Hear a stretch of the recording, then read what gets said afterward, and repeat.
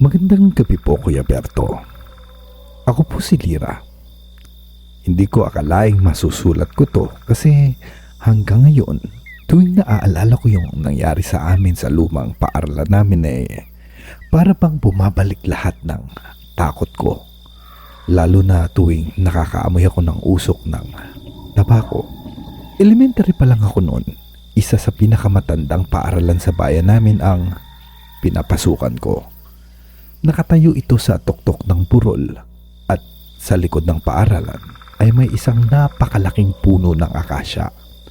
Sobrang tanda na ng puno na yon. Parang ilang dekada nang nakatayo roon. Sabi ng mga guro, huwag daw kaming lumapit doon. Pero syempre, mga bata kami. Curious. Isang hapon, habang nagre-recess kami, niyaya ako ng mga kaklase kong sina Rika at Noel. Lira, tara. Doon tayo maglaro sa likod. Sa may puno. Ang lamig ng hangin doon.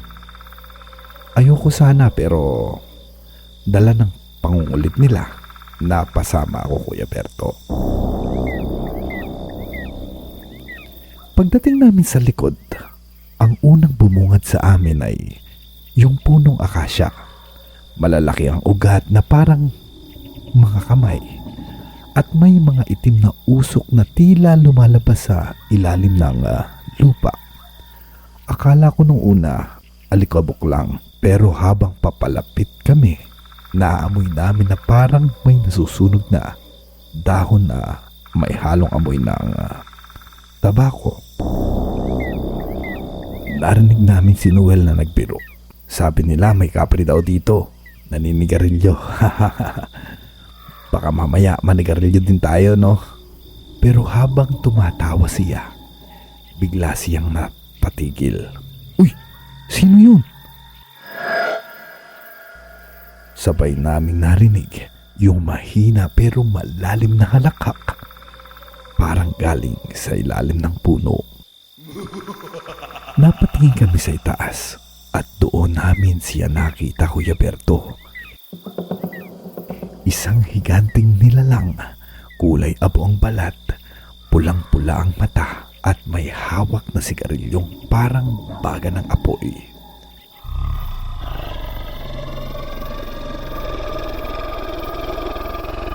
Nakaupo siya sa sanga ng akasya. Nakayuko siya sa amin. Natulala kami, Kuya Berto. Si Rika nagsisigaw. Pero bago pa siya makatakbo, parang may hangin na dumaan at bigla siyang nawala sa harapan namin mismo. Walang yapak, walang tunog. Nawala lang siya. Rika! Rika! Sigaw namin ni Noel, pero nawala siya, Kuya Berto. Tumakbo kami pabalik ng classroom. Umiiyak. Sinabi namin sa teacher namin pero hindi siya naniniwala. Sabi niya baka umuwi lang daw si Rika. Pero ang hindi niya alam, pag uwi ko nung gabing yon, may amoy tabako sa labas ng pintana ng kwarto ko. Kinabukasan, may balita. Nakita raw si Rika sa ilalim ng puno ng akasya. Walang malay, nanginginig at parang may itim na marka ng kamay sa kanyang liig. Dinala siya sa ospital pero simula noon, hindi na siya nakapagsalita. Ang sabi ng mga magulang niya, tuwing gabi daw, bigla raw siyang tumatawa mag-isa at sumisigaw. Pagkatapos nun, pinapakura na yung puno. Pero kahit ganun, gabi-gabi, naririnig pa rin daw ng mga gwardiya yung tunog na nag-aapoy ng sigarilyo. At minsan, yung mabigat na yabag sa rooftop ng lumang building.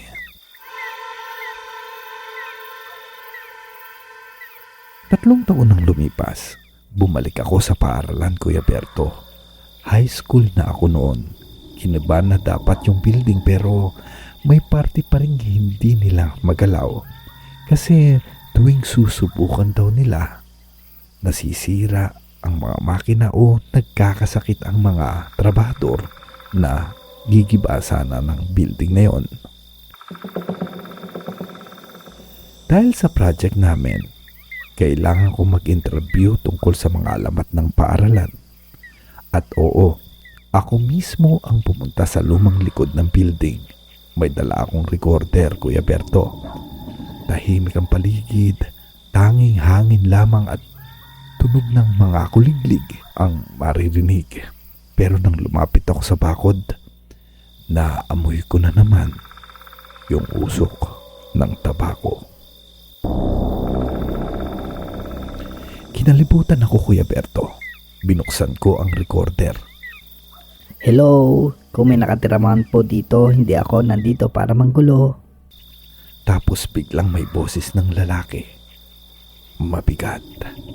Parang galing sa ilalim ng lupa. Ako ang bantay ng punong ito. Bakit ka bumalik? Napaatras ako, Kuya Berto. Pero nung lingunin ko, may itim na anino sa likod ng bakod. Mas matangkad pa ito sa poste. Nakita kong kumikislap yung sigarilyo niya at ang dalawang pulang-pulang mga mata. Nahulog ang recorder at habang pinupulot ko yun, Kuya Berto, may narinig akong bulong sa mismong tenga ko. Hindi siya umalis. Hindi siya natutulog. At ngayon, alam na niya kung sino ka. Simula noon kahit saan ako magpunta, naaamoy ko pa rin yung usok ng tabako. Minsan sa bus, kahit na sa kwarto ko, at minsan kahit na nananalamin ako, parang may itim na usok na dumadaan sa likod ko. Hanggang ngayon, iniisip ko, Kuya Berto, baka noong bata pa ako, hindi kami tinatakot lang ng kapre na yon. Baka minarkahan na niya ako.